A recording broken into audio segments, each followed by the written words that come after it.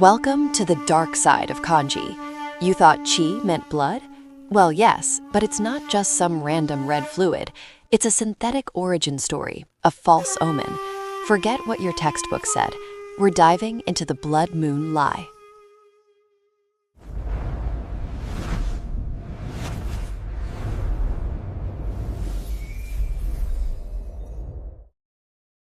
Take a close look at this character. See the bottom half? Why on earth is there blood chilling on a plate? It's like serving a vampire's breakfast at a fancy diner. This simple question changes everything you know about Japanese writing. To understand the madness, we need to dissect it. Let's break down the components of chi. Think of it as a morbid autopsy of a kanji. Every stroke here is a clue left by ancient designers with a very specific, dark intent. First, the base. The bottom radical is sara, meaning dish or vessel. It's the exact same kanji you use when you buy cheap plates at Daiso. But here, it's not holding your sushi.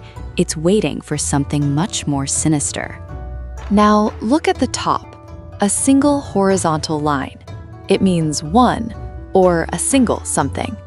Imagine a lone, dramatic object hovering just above our vessel. The plot thickens. What could possibly be resting on this metaphorical plate?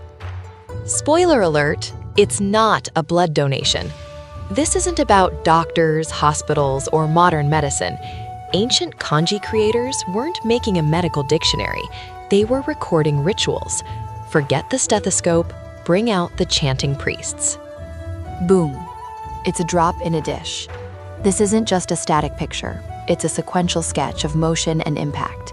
You can almost hear the drip. It's a high-speed camera shot frozen in a 3,000-year-old character. 1 millimeter splash.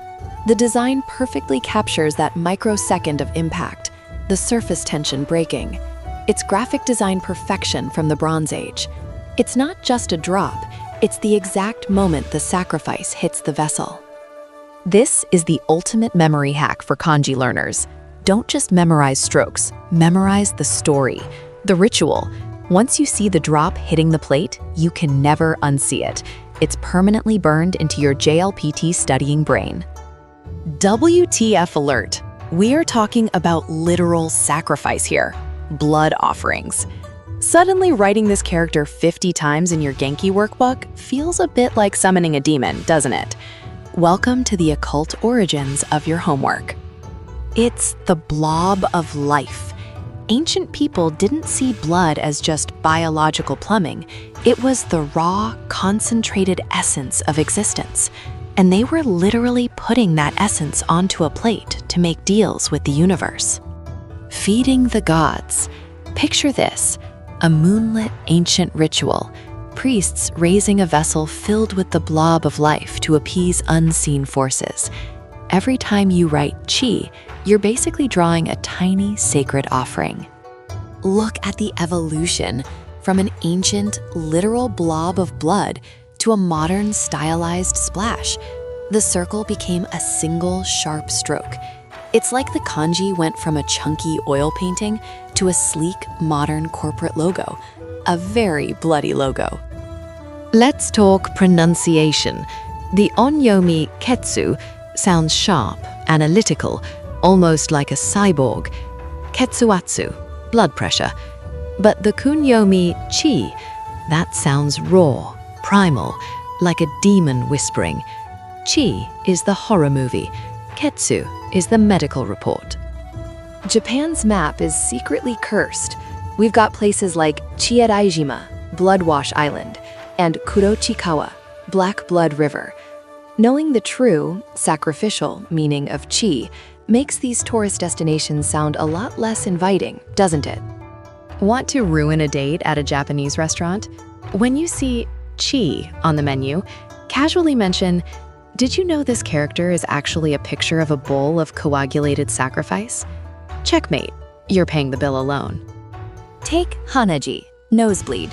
You think it's just a common annoyance, but grammatically, you're experiencing a nose sacrifice. Next time you get a nosebleed during a JLPT exam, just tell the proctor your nose is performing an ancient ritual. Ketsueki, blood fluid. We dress it up in scientific ketsu terminology, but the root remains that ancient sacrificial plate. It's like putting a lab coat on a shaman. The dark history is still hiding in plain sight in modern science. So there's the equation. Vessel plus drop equals sacrifice. It's not a random collection of strokes. It's a perfectly engineered miniature horror story. The dish, the drop, the impact. You will literally never forget how to write this. And just like that, you've mastered the kanji for blood. You're welcome.